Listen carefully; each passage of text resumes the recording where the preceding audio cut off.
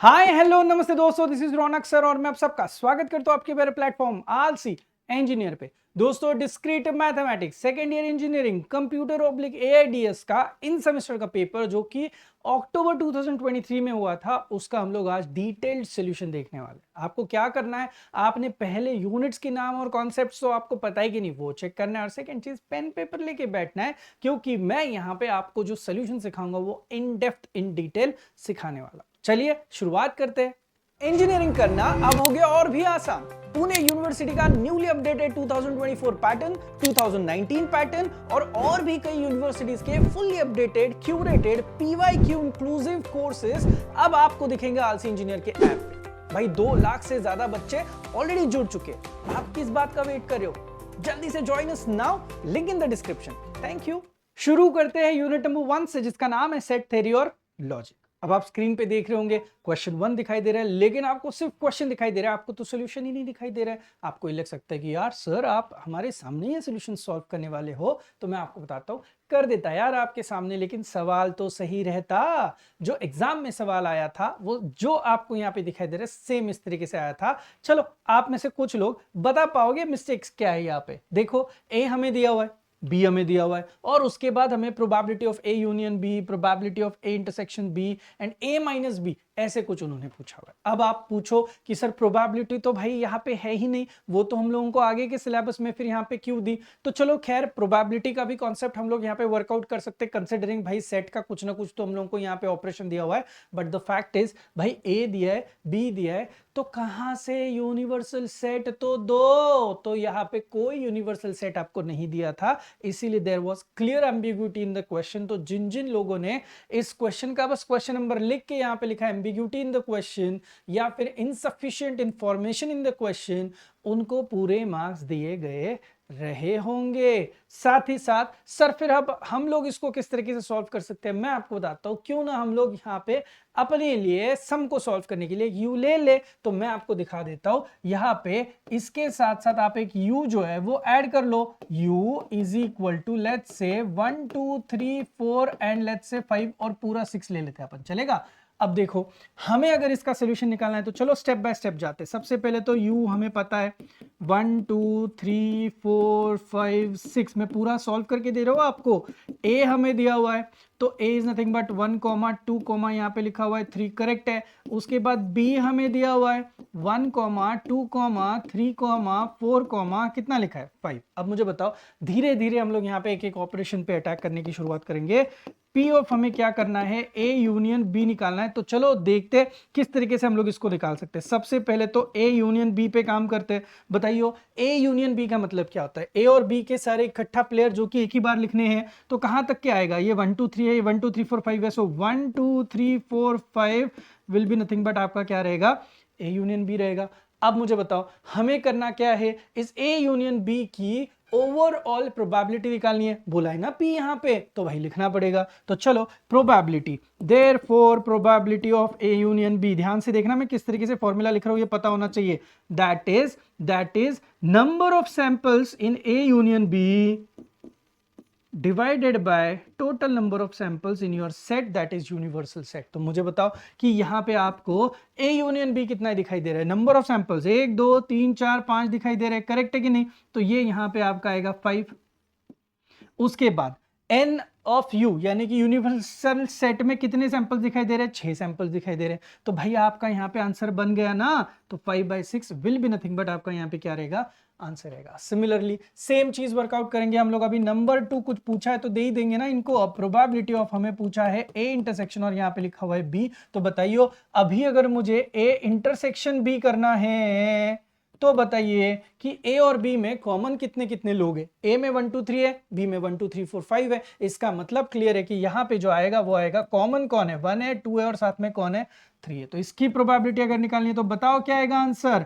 ये आंसर रहेगा number of samples in A intersection of B divided by total number of samples in your universal set, यानी कि sample space में जो रहता है वो। तो कितने हैं ये? 3, और ये कितने हैं? 6। तो आपका यहाँ पे आंसर कितना आया? 1/2 आया। अब बताइए ये होने के बाद नंबर 3 में हमें क्या पूछा है? ये अब कहीं से प्रोबेबिलिटी से रिलेटेड नहीं है, हमें सिर्फ A माइनस बी करना है। चलो इनको दे देते हैं आंसर।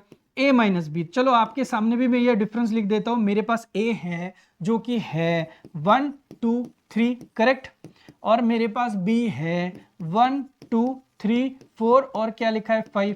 मुझे बताओ ए में से अगर बी को मेरे को हटाना है तो देखो ए की जितनी प्रॉपर्टी है उस प्रॉपर्टी में से सारा बी हट गया, तो मुझे बताओ पहले तो बी की इंडिविजुअल प्रॉपर्टी है ये पांच में मुझे बताओ क्या ए में जो है वो सब कुछ ऑलरेडी बी में। तो जब ए यहां से बी को हटाएगा तो ये उसको पूरी प्रॉपर्टी देनी पड़ेगी, बिकॉज 1 2 3 जो है ये पार्ट ऑफ ए बी और पार्ट ऑफ बी बी, इसका मतलब है 1 2 3 तो पूरा हट ही जाएगा। तो बचा क्या इसका खुद का, ऐसा कुछ है क्या इंडिविजुअल प्रॉपर्टी? कुछ नहीं है। तो यहाँ पे ए माइनस बी का जो डायरेक्ट आंसर आना चाहिए that has to be null set. इसका मतलब है कि ये आपका क्लियरली ए माइनस बी का आंसर देता है 0। ये वो आपका फाइनल आंसर। तो भाई कुछ इस तरीके से आपको सम को सॉल्व करना था, यू दिया नहीं था, हम लोगों ने लिया और सम को सॉल्व किया। नेक्स्ट है मैथमेटिकल इंडक्शन पे सवाल है। तो भाई मैथमेटिकल इंडक्शन में आपको क्या करना पड़ता है? सिंपल चीज होती है, 3 स्टेप्स पे आपको वर्कआउट करना है। जो स्टेटमेंट दिया जाता है उसको सबसे पहले तो आप पी ऑफ एन बोलो, उसके बाद सबसे पहले आपकी स्टेप रहेगी जिसे कहा जाता है बेसिस ऑफ इंडक्शन, जहां पे आप n is equal to 1 put करके देखोगे कि क्या LHS is equal to RHS से। देखो n इज इक्वल टू 1 कैसे पुट करना है, गिवन डेटा में से सब कुछ हटाओ, n वाली टर्म लेफ्ट हैंड साइड से देखो क्या है, n is equal to 1 put करोगे 2 इंटू 1 माइनस 1 यानी कि 1, और यहाँ पे 1 स्क्वायर करोगे तो 1 यानी कि left hand side is equal to right hand side हो गई। इसका मतलब है n इज इक्वल टू 1 पे आपका डेटा ट्रू है, स्टेटमेंट ट्रू है, राइट। उसके बाद स्टेप 2 आपको यूज करनी जिसे कहा जाता है इंडक्शन हाइपोथेसिस। ये सबसे इंपॉर्टेंट स्टेप, यहां पे आप एज्यूम कर लेते हो हाइपोथेटिकली कि भाई n is equal to k पे सब कुछ अच्छा अच्छा चल रहा है, यानी कि ये सेम इक्वेशन आप लिखोगे, n को हटाओगे k को डालोगे तो बोलोगे कि भाई भाई तू सही है, तू सही है, तू बिल्कुल सही है। इसको हम लोग क्लियरली एजम्पशन में ट्रू कंसीडर करके फिर आगे क्या करेंगे, स्टेप 3 यूज करेंगे जिसे कहते हैं इंडक्शन स्टेप, जहां पे हम लोग n is equal to k plus 1 put करने वाले हैं, और फिर LHS का जो आंसर आता है सेम आंसर RHS का आता है कि नहीं आता है, ये हम लोग यहाँ पे चेक करेंगे। देखना है आपको, देखो n इज इक्वल टू 1 का तो मैंने आपको बता दिया। अब ये देखो जहां जहां पे आपका n था वो n रिप्लेस होके यहाँ पे 2k माइनस 1, 2n माइनस 1 हटके n स्क्वायर की जगह पे k स्क्वायर, ये आपको equation number 1 which is true जो कि आगे लगने वाली है।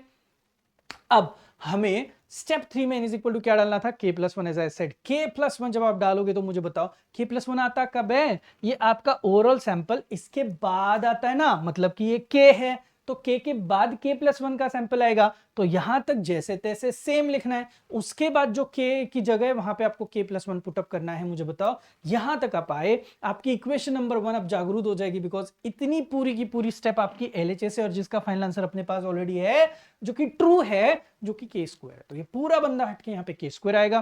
तब तक ये सिंप्लीफाई किया, सब कुछ सिंप्लीफाई करने के बाद यहाँ पे LHS का आंसर कितना आया, k प्लस 1 ब्रैकेट स्क्वायर। ये हुआ आपका LHS का आंसर। बताइए RHS क्या है, n को हटा के क्या डालना था, k प्लस 1। अब बताओ क्या आएगा, ये k प्लस 1 ब्रैकेट स्क्वायर। ये क्या आया है, k प्लस 1 ब्रैकेट स्क्वायर। इसका मतलब है LHS is equal to clearly आ चुका है RHS। इसका मतलब p ऑफ k प्लस 1 भी ट्रू है, यानी कि 1 ट्रू है, k ट्रू है, k प्लस 1 भी ट्रू है। इसी तरीके से फॉर ऑल k ये बिल्कुल ट्रू है, ये हम लोग यहाँ पे प्रूव कर सकते हैं। आया समझ में किस तरीके से इसको हम लोगों ने अच्छे से प्रूव किया हुआ है। नेक्स्ट हमें स्टेटमेंट P दिया, I'll स्टडी हार्ड, Q दिया, I'll gate admission in IIT। अब उन्होंने एक स्टेटमेंट भी बनाया, if I study hard then I will get admission in IIT। ये उन्होंने प्रॉपर स्टेटमेंट हमें अगर दिया है तो मुझे बताइए इसका हम लोगों को कॉन्वर्ज, इनवर्ज और कॉन्ट्रा पॉजिटिव चाहिए तो किस तरीके से निकाल सकते हैं। सबसे पहले तो भाई स्टेटमेंट लिखेंगे। मैं आपको बताता हूं सबसे बढ़िया मजा कब आता है, कॉन्वर्ज। कॉन्वर्ज का मतलब है अल्टीपल्टी। अल्टीपल्टी का मतलब देखो, इफ आई स्टडी हार्ड ये पहला है, और दूसरा I will get admission in IIT। Then आपको क्या करना है, अल्टीपल्टी में I will get admission and then I will study hard करना है। If I get admission in IIT then I will study hard. इसी स्टेटमेंट का लेटर पार्ट पहले लाना है और पहला वाला पार्ट आपको बाद में लेके जाना है। खत्म। नेक्स्ट इनवर्स, नाम से ही पता चलता है जो है उसी का नेगेशन, सिर्फ नॉट डालो। If I don't study hard then I will not get admission in IIT। खत्म। कॉन्ट्रा पॉजिटिव सबसे बेस्ट है, इन दोनों का कॉम्बिनेशन है। वो क्या करता है, अल्टी पल्टी साइन भी पल्टी। अल्टी पल्टी साइन पल्टी मतलब ये जो अभी कॉन्वर्ज आया है वो तो अल्टी पल्टी है, इसकी बस साइन भी पल्टी मारो। मतलब आई will not get admission in IIT, I will not study hard, या फिर if I don't get admission in IIT I will not study hard. दोनों में नेगेशन डाल दिया। बहुत सिंपल है, आप इसके कोई भी एक आध स्टेटमेंट लेके बहुत सारा खेल सकते हो, कॉन्वर्ज, इनवर्ज और कॉन्ट्रा पॉजिटिव के लिए, आपको दिक्कत तो नहीं आनी चाहिए। नेक्स्ट क्वेश्चन 2A, बहुत सिंपल सा है। जब भी कभी ऐसे कुछ आपको डिस्ट्रीब्यूशंस दिखते हैं तो आपको समझ में आना चाहिए प्रिंसिपल ऑफ इंक्लूजन एक्सक्लूजन, और साथ में वेन डायग्राम यहाँ पे आपको लगेगी। देखो जो डेटा दिया है, अब पूरा सम तो मैं रीड नहीं करते बैठूंगा, आप जब रीड करोगे तो आपको समझ में आएगा कि भाई कोई बंदे सी पढ़ रहे, कोई बंदे C++ पढ़ रहे, कोई बंदे पाइथन पढ़ रहे। तो देखो ABC उनका मैंने सेग्रीगेशन कर लिया।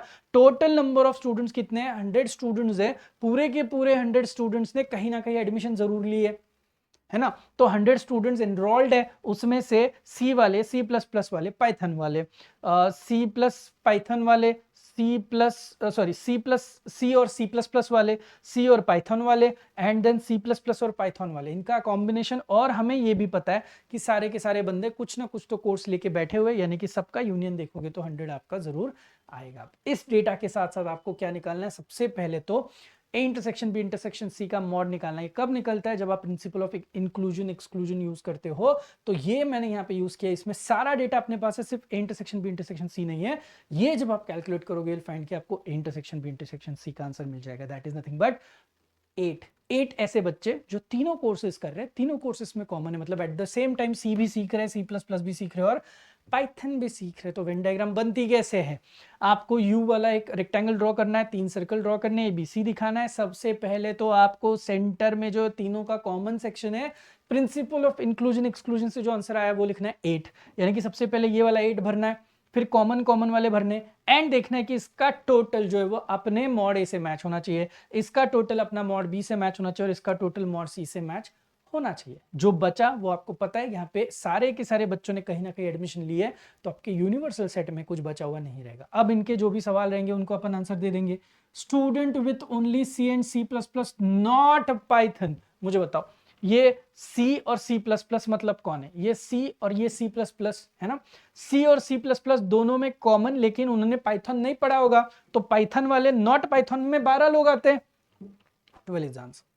Students with only C and Python, ध्यान से देखना, ये आपका पाइथन है और ये आपका C है, तो C और पाइथन में सिर्फ 2 ही कोर्स, ये वाला नहीं चाहिए, तो ये कितना आ गया काउंट आपका?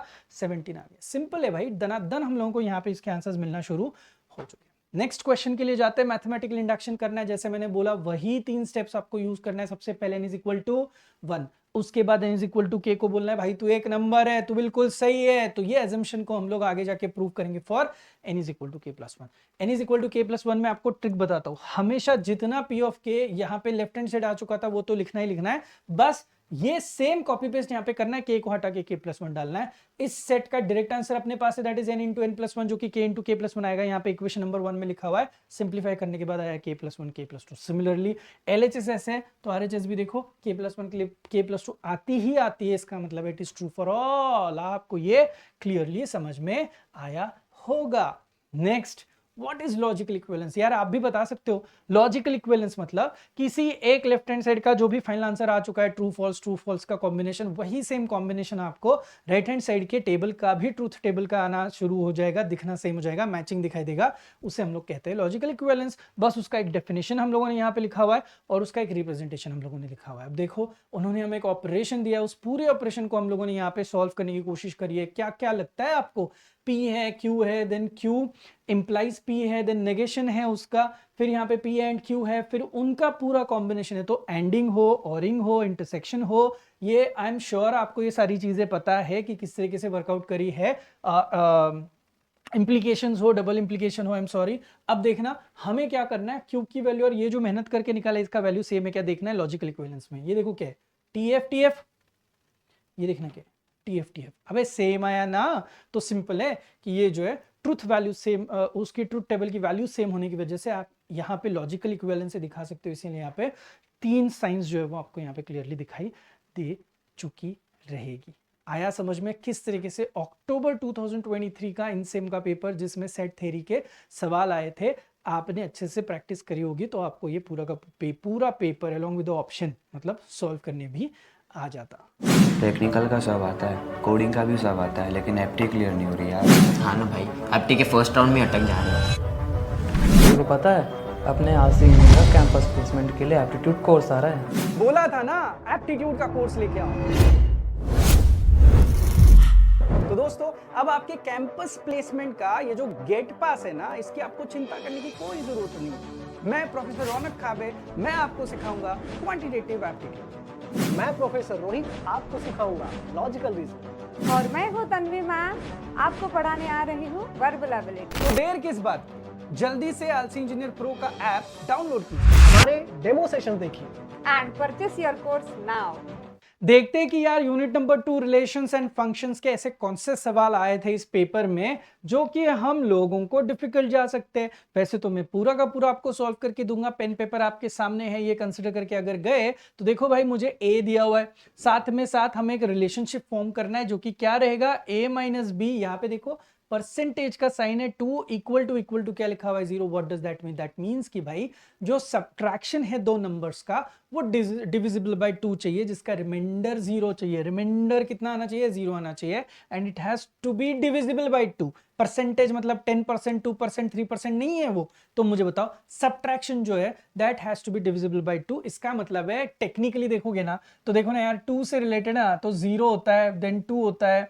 मॉड अगर होगा तो मॉड में भी आप ले सकते हो ये वाली चीज जो आपको दिखाई दे रही है, सब्ट्रैक्शन जब आप कर रहे हो तो ये -2 ले सकते हो, 4 लिख सकते हो, -4 आता है, 6 आता है, -6 आता है। ये सब कुछ अगर आप देखोगे तो ये सब कुछ आपका 2 से क्लियर कट डिवाइड होता है और इसमें रिमाइंडर आपका कितना आता है? 0। सबसे पहले तो 0 की बात करते हैं, तो जो आपको दिए हुए ये सारे खुद नंबर, यानी कि ये जो रिफ्लेक्सिव बना रहे चीजों को 0 0 2 2 4 4 6 6, ये सब्ट्रैक्शन तो 0 ही आएगा। अब 0 डिवाइडेड बाय एनीथिंग अगर आप देखोगे वहां पे तो आपका आंसर तो 0 ही रहने वाला है ना, तो इसीलिए सारे के सारे सैंपल ले लिए। उसके बाद क्या कॉम्बिनेशन बनेगा?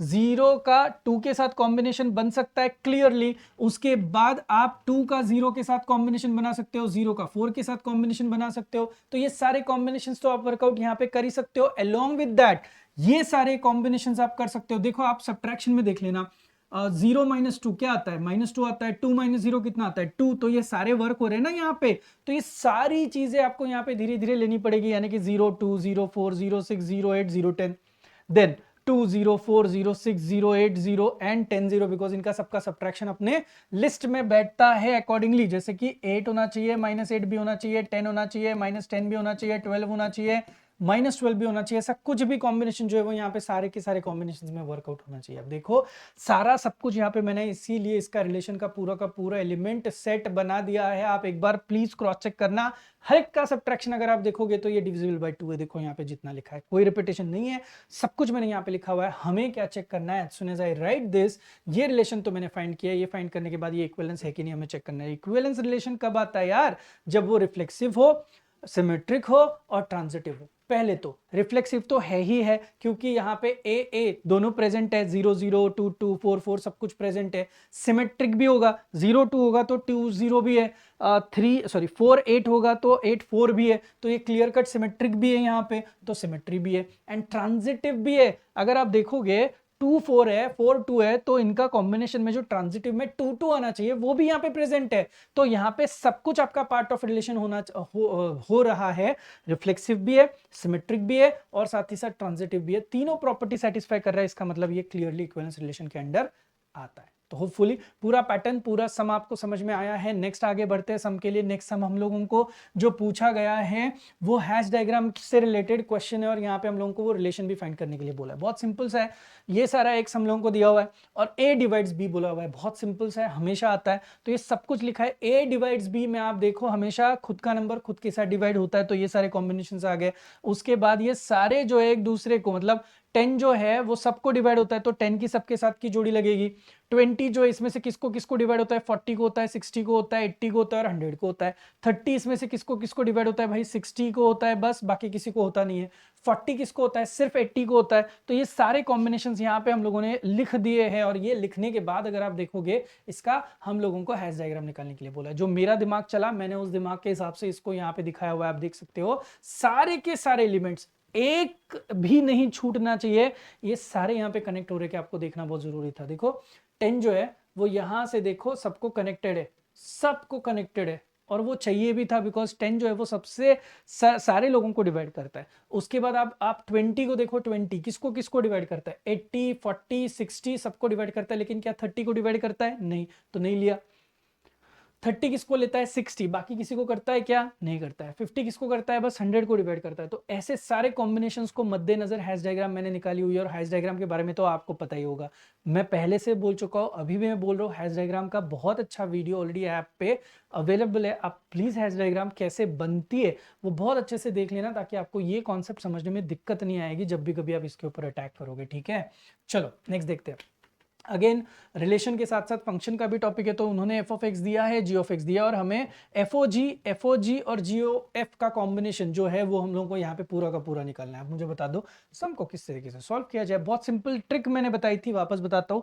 एफ ओ जी ऑफ 5 निकालना है, तो हम लोग क्या करेंगे, एफ छोड़ दो, जी ऑफ 5 हमें वर्क करना है। जी ऑफ 5 मुझे बताओ, जी ऑफ एक्स है अपने पास, एक्स यहाँ पे तो एक्स यहाँ पे, तो 5 यहाँ पे, तो 5 यहाँ पे आना चाहिए, तो 5 5 25 हो गया, और यहाँ पे 2 मतलब ये 27 हो गया, तो एफ ऑफ कितना हो गया, 27 हो गया। अब एफ ऑफ 27 हम लोगों को यहाँ पे फाइंड आउट करना है, तो यहाँ पे एफ ऑफ एक्स है, तो यहाँ पे एक्स है, तो यहाँ पे 27 है, तो यहाँ पे 27 होना चाहिए, 54 प्लस 5 आना चाहिए, 54 प्लस 5 कितना आया, 59 आया। इससे आसान कुछ है नहीं यार, समझ आया। Next, f o g of 2 plus g o f of 2 का मतलब क्या होता है। अब आपको एफ ऑफ जी ऑफ 2 लिखना है और जी ऑफ एफ ऑफ 2 लिखना है, लिखे आप। उसके बाद आप देखना G of 2, same policy, G of 2 यहाँ पे 2 तो यहाँ पे 2, यानी कि ये 5 दूना यहाँ पे 10 हो जाएगा, और ये 2 12 हो जाएगा, एफ ऑफ 12 आ जाएगा, देख लेना। Next, g of f of 2, f of 2 यहाँ पे 2 डालो, 2 2 जा 4 प्लस 5 9 आना चाहिए, तो ये जी ऑफ 9, ये 9 9 दिखता है आपको, लेकिन ये जी ऑफ 9 है भाई, तो ये जी ऑफ 9 आ गया। अब क्या है, ओरिजिनल फंक्शन में जहां पे x है वहां पे 12 डालो, यहाँ पे 12 डाला, ये 29 आया, यहाँ पे आपने 9 डाला तो ये 47 आया, इन दोनों को ऐड किया तो 76 इज योर आंसर। इतना आसान था, इतना सिंपल था, आपको आपके मार्क्स मिल जाते हैं इसमें। नेक्स्ट देखना, एज यूजुअल एक्स दिया है और उनके रिलेशनशिप में बोला है a डिवाइड्स b, अभी अभी किया हुआ इस तरीके का कॉम्बिनेशन, तो a डिवाइड्स b बहुत आसान तरीके से हम लोगों ने यहाँ पे वर्क किया। उन्होंने क्या बोला है कि ये रिलेशनशिप हम लोगों का पोसेट है कि नहीं चेक करना है। पोसेट का मतलब पार्शियल ऑर्डर सेट है कि नहीं देखना है। पार्शियल ऑर्डर सेट का मतलब क्या होता है, वो रिफ्लेक्सिव होना चाहिए। देखो रिफ्लेक्सिव मिल रहा है क्या, 10 को 10, 20 को 20, 30 को 30 बिल्कुल मिल रहा है, तो रिफ्लेक्सिव होना चाहिए, एंटी सिमेट्रिक होना चाहिए, और तीसरी चीज it has to be transitive. Antisymmetric के बारे में बात करते हैं। सबसे पहले तो रिफ्लेक्सिव आपको पता चला एक्स और एक्स तो है ही। नेक्स्ट, एंटी सिमेट्रिक में एक्स वाई वाई एक्स वाला कॉम्बिनेशन बनना चाहिए, लेकिन कैसे, वो तभी होना चाहिए जब x और y की वैल्यू सेम हो। तो देखो यहाँ पे आपको 10 20 है तो 20 10 दिख रहा है क्या, नहीं, लेकिन 10 10 दिख रहा है, समझ रहे हो। तो 10 20 के साथ 20 10 वाला नहीं है, इसका मतलब है यहाँ पे मैं तेरा दोस्त तो तू मेरा दोस्त वाली कंडीशन जो है वो वर्क नहीं होती, जो सिमेट्रिक की होती है। एंटी सिमेट्रिक का मतलब मैं तेरा दोस्त तो तू मेरा दोस्त, ये दोनों एक दूसरे को खुद से बोल रहे, मतलब खुद ही खुद से बात कर रहे, तो ये एंटी सिमेट्रिक होता है। एंड देन ट्रांजिटिव, क्लियरली यहाँ पे ट्रांजिटिव रिलेशनशिप तो मुझे दिखाई दे रहे हैं। अगर आप वर्कआउट करने की कोशिश करोगे किसी भी एक आध कॉम्बिनेशन को, तो मैं बताता हूं 10 10 और 10 50, 10 10 और 10 50 गिव्स यू 10 50 ओनली। तो आप देख सकते हो 10 20 और 20 40 देखोगे तो 10 40 वो भी आपके रिलेशन में प्रेजेंट है, सेट में प्रेजेंट है। तो आर जो है वो क्लियरली पार्शियल ऑर्डर सेट बोला जा सकता है। यहां पे कोई दो राय नहीं है कि वो है या फिर नहीं। नेक्स्ट क्वेश्चन, एज यूजुअल वापस a डिवाइड्स b पे उन्होंने पूछा है भाई 1 2 3 4 8 बहुत सारे नंबर्स दिए हुए हैं। एज यूजुअल अब तक आपको पता चला रिलेशनशिप कैसे फाइंड आउट करनी है a डिवाइड b वाला, क्योंकि ये रिलेटिवली तीसरी बार पूछा गया है, तो ये सब कुछ मैंने यहाँ पे लिखा। उसके बाद हम लोगों को इसका हैश डायग्राम निकाल के देखना पड़ेगा, इसमें चेन और एंटी चेन क्या क्या मिलती है। तो जब निकला डायग्राम तो मुझे पता चला कि यहाँ पे थोड़ी सी गड़बड़ है। अगर आप इस पूरे टर्म को देखोगे तो यहाँ पे 2 चेन्स तो मिल रहे, यहां से यहां तक और यहां से यहां तक 2 चेन्स तो मिल रहे, लेकिन एंटी चेन में जिनका दूर दूर तक किसी के साथ कोई रिलेशन नहीं है, ऐसी पेयरिंग क्या दिखाई दे रही है, सिर्फ 32 और 48 दिखाई दे रही है। एक ही एंटी चेन है। यहाँ पे इन्होंने जो 2 एंटी चेन बोला है, ये बात कुछ मुझे हजम नहीं हुई है। आप एक बार देख लेना आपको ये सही लग रहा है क्या, क्योंकि मुझे थोड़ी सी गड़बड़ी लगी थी, इसीलिए यहाँ पे सिर्फ एक एंटी चेन मैंने यहाँ पे लिखा हुआ है, राइट। किसी को अगर कुछ लग रहा है तो आप मुझे ऐप ग्रुप पे ये चीज बता सकते हो, या फिर बाई चांस अगर ये वीडियो यूट्यूब पे है अभी फिलहाल तो आप मुझे कमेंट सेक्शन में इसके बारे में जरूर बता सकते हो। क्लियर है ये। अब आपको ये समझ में आया कैसे वर्क करना है, किसी भी तरीके से a डिवाइड b कैसे बनता है, खुद के सैंपल्स पहले लेके फिर आपको कैसे करना है। जैसे 2 जो है वो 4 8 16 सबको ही डिवाइड होता है तो सबके लिए आएगा।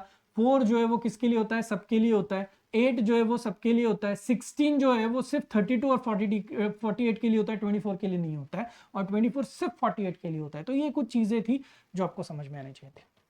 ना the last part F of x already दिया हुआ है 16x² + 12 और बोला है कि इसका इनवर्स फाइंड आउट करो और ये जो इनवर्स है वो सच में इनवर्स है कि नहीं, मतलब फंक्शन है कि नहीं, ये आपको चेक करना है। सबसे पहली तो चीज मैं आपको बता दूं, एफ ऑफ एक्स अगर आपके पास है तो उसको आप y = 16x² + 12 के हिसाब से लिखो और इसके लिए x फाइंड करने की कोशिश करो। 12 को इधर लो, फिर उसके बाद यहाँ पे 16x² आएगा, 16 से डिवाइड करो, सिर्फ x करोगे तो आपका कुछ x इस तरीके से आएगा, अंडर रूट लोगे तो ये प्लस माइनस होगा। तो भाई ये है इसका इनवर्स। अब मुझे बताओ, कोई भी इनवर्स अगर आपका फंक्शन होना चाहिए तो वो कोई भी फंक्शन कब होता है यार, जब वो कौन होता है, तब जो 1 to 1 होता है और ऑन टू होता है। तो मुझे बताओ यहाँ पे हर एक y के वैल्यू के लिए, हर एक y की वैल्यू के लिए अगर आप देखोगे तो यहाँ पे जो x है वो एक प्लस में आता है और एक माइनस में आता है, यानी कि ये 1 to 1 है क्या, नहीं है। अगर ये बंदा ही 1 to 1 नहीं है तो ये मतलब बनता है यहाँ पे क्लियरली कि यहाँ पे ये फंक्शन एग्जिस्ट ही नहीं करता है, ये कभी फंक्शन हो नहीं सकता है। आया है समझ में किस तरीके से हम लोगों ने इस यूनिट 2 को वर्कआउट किया है, जो कि आपके अक्टूबर 2023 के इनसेम के पेपर में सवाल पूछे गए थे। तो दोस्तों आई एम श्योर आपको जितना मैंने सिखाया हुआ है सब कुछ समझ में आ रहा है। अच्छे से पढ़ाई करना, और ना ये जो है ना, इससे आपको पता चलता है कि एग्जाम में डिफिकल्टी लेवल क्या होती है और कितने किस हिसाब से कितने मार्क्स के लिए कुछ सवाल पूछे जा सकते हैं और कैसे लिखना भी है इसको, है ना। चलिए मिलते हैं नेक्स्ट वीडियो के लिए, तब तक के लिए थैंक यू सो मच।